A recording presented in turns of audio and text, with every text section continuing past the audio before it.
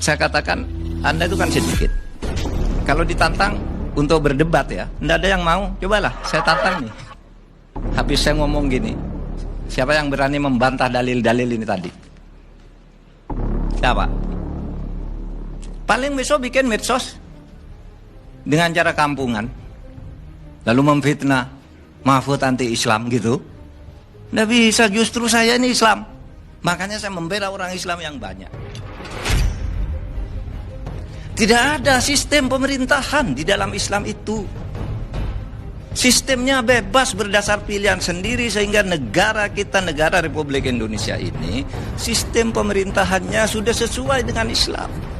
Karena Islam tidak mengajarkan sistem. Coba saya tanya, siapa sih yang suka ngajak-ngajak ke khilafah itu? Sistemnya seperti apa? Saya mau ikut kalau ada. Sekarang saya jadi Menko Polhukam. Kalau ada yang punya dalil Al-Quran dan hadis bahwa sistem pemerintahan itu ada menurut Islam, saya ikut dan saya akan mengkampanyekannya. Tapi percayalah, itu tidak ada sistem itu.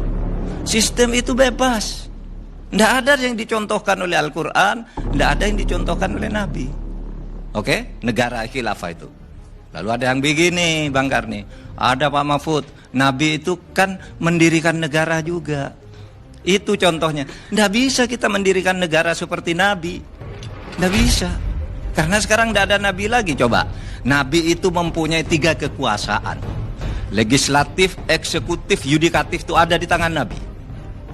Nabi yang membuat hukum karena dia mendapat wahyu dari Allah. Kalau sekarang siapa membuat hukum? Tidak ada Nabi. Ya kan? Tidak ada lembaga yudikatif zaman Nabi. Tidak ada pemilu di zaman Nabi. Tidak ada menteri di zaman Nabi.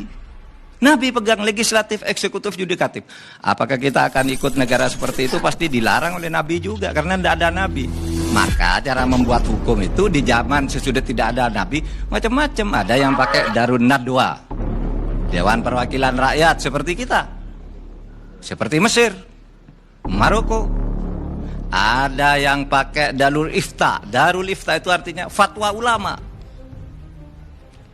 Ada yang pakai pemilu pemerintahnya, ada yang sistem presidensial, ada sistem parlementer. Beda-beda dan itu benar semua. Tidak yang salah.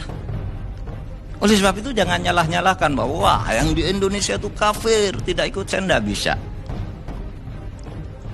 Kalau ada, datang ke saya atau saya diundang. Bertaruh kalau ketemu, ada. Tidak ada. Jadi Indonesia itu sebagai sebuah produk ijtihad sesuai dengan kebutuhan waktu dan zaman yang ditetapkan oleh para ulama bersama para pendiri negara, memilih negara inklusif, negara Pancasila. Itu sudah benar. Tidak ada yang bertentangan dengan syariah. Oleh sebab itu jangan mengkafir-kafirkan orang hanya karena berbeda pilihan cara bernegara. Yang penting bagi Islam khilafah itu harus ada. Tetapi sistemnya bebas. Yang terpenting maqasidus syar'i.